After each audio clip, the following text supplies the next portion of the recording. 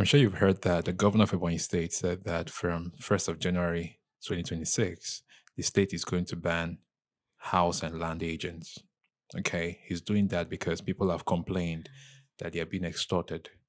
Okay, when you heard about that news, what came to your mind? When I heard about the news, I had a mixed feeling Okay. because he was not specific on the agents that he's referring to, right? Mm, Because there is a board that is being given the power to regulate real estate brothers mhm. in Nigeria. That is ESVABON. Okay. It's a Survey and Evaluation Registration Board of Nigeria. They are given the power to regulate real estate practice across Nigeria according to Degree 24 1975, which is now being cited as CAP E13, Mm, Law of Federation of Nigeria 2004, a board that the law has already given the power to regulate this practice. So he was not specific whether he's banning the street agents, the ones we see in the streets, or he's banning the full services of agency because agency still falls within the functions of what SBABAM regulates Okay. about all of Now, this. as an estate surveyor, just for the sake of the audience, can you tell us your branch of duties, things that falls under your profession? Okay. Estate surveying and valuation services include and not limited to valuation Hmm. for all purposes, mortgage insurance, for sales, purchase, anything valuation Yeah. for major IFRS, balance sheets, etc. Property and facility management, Mm. project management, property development, and then there's where we have this agency, right? This agency is also broad because it contains letting and leasing of property, selling of property, purchasing property for your clients or on behalf of your clients. Facility and property management also falls within this agency. Okay. Now, so from what you've said now, that means estate surveyors can also be referred to as agents, as house and land agents.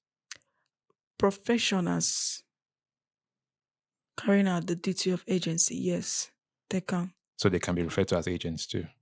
In a way, yes, sir. And that's why it was dicey for you when the governor said he was going to ban house and land agents. Yes, because the use of agent has been abused in this society. Mm, So many people hear agent because there are lots of them under the mango trees in the street, everywhere, mm. who does not have the training or the expertise, who are not certified. As long as you've seen yourself content, you gave it out to somebody to pay you commission, you're an agent. That's what the society is now seeing agents to be. Okay. Now, do you think that the activities of these agents contribute to the inflated housing cost in the country? No, I don't think so. I don't think the activities of these agents contribute to the increase in the price of housing, Okay. right? Because we all know the major problem we are suffering in this nation Mm, is housing deficits. okay. Until you fix that problem, the price of housing will continue going high. Mm, And the cost of building material is also on the high side because of inflation. The prices are on the high side. So the investors are leveraging on this.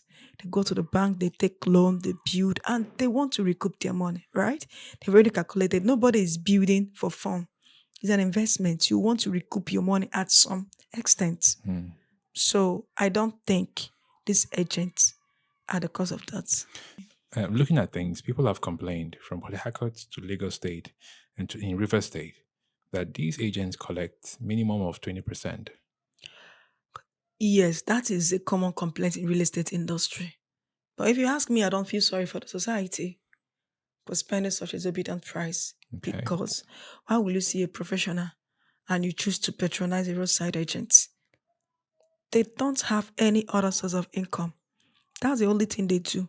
So when you come to them, they're already seeing you as a source of income Mm. and they will use every opportunity to exploit that. So are you saying So that the 20% wait, is way too much?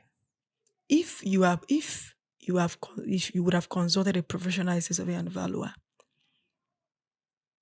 There is no charge like viewing fee, inspection fee, movement fee. What other charges would they name it? And there is no charge like you have to pay 20% of the gross rent. No. We are being regulated by board X5, which the act state clearly that the professional fee for agency services is 10%, which is usually paid to the professionals on a successful transaction. Okay. So there is no agency fee. Everything is transparent. You want an apartment, you consult a professional, they get you apartment. Upon successful of that transactions, you pay the fee for that service. Oh, okay, I get So it. when the society choose to leave a professional and go to meet a roadside agent and exploit that opportunity to get a lot of money from you, and you come back complaining, are we supposed to feel sorry for you? Now let's go off the chat. It seems like the road people you refer to as the roadside agents, who are the same people you refer to as quacks, seems to be the one that have access to these houses. So why do you think most landlords prefer to use them? Because I don't think an agent would have access to a property that they want to rent if the landlord does not give them a go ahead. Not most landlords. Some landlords. And if a landlord has an apartment that is vacant to let, and someone brings someone to take the apartment, and the landlord feels that I want this tenant to take it, nothing stops him. Nothing stops him from giving out the apartment to the tenant. The agent is not paying the agent. It's the person that took the apartment that pays the agent. Hmm. So there is the opinion that the landlords prefer them. I don't think is a valid point, because if you look at it in the other way around, they don't. I'm not saying they don't. Some may not, but they're not spending money on them, and they tend to bring tenants if they feel like they want this tenant pays, and whatever goes on with the cost of making that payment is not the landlord's business, right? Okay, now let's tilt towards the side of the landlord a little bit because I feel like it's a problem of everybody involved in that particular transaction. Why would the landlords prefer to use the services of a roadside agent rather than that of a registered estate surveying firm? Are there some additional cost to it, or it's just a seamless transaction that is supposed to happen? I think it's poor awareness.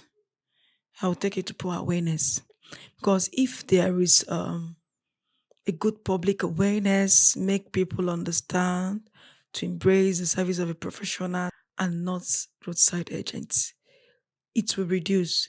And most landlords does not give these agents their properties to manage.